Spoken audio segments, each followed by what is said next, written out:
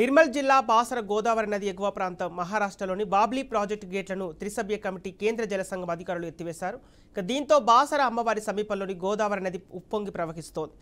బాబ్లీ వైపు నుండి బాసర గోదావరి మీదుగా వరద జలాలు శ్రీరామ్ సాగర్ ప్రాజెక్టు వైపు ప్రవహిస్తోంది. సుప్రీంకోర్టు ఆదేశాల మేరకు నిన్న బాబ్లీ ప్రాజెక్టు 14 గేట్లను ఎత్తగా దిగువకు 0.2 టీఎంసీల నీళ్లు ప్రవహిస్తున్నాయి.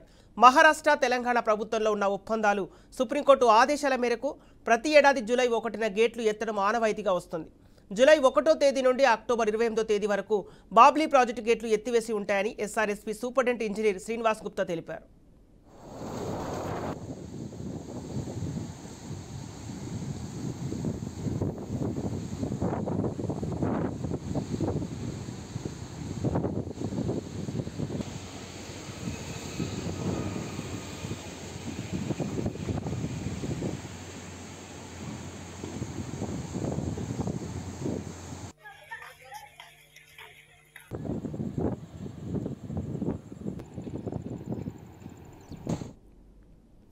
నిర్మల్ జిల్లా బాసర గోదావరి నది ఎగువ ప్రాంతం మహారాష్ట్రలోని బాబ్లీ ప్రాజెక్టు గేట్లను త్రిసభ్య కమిటీ కేంద్ర జల సంఘం అధికారులు ఎత్తివేశారు.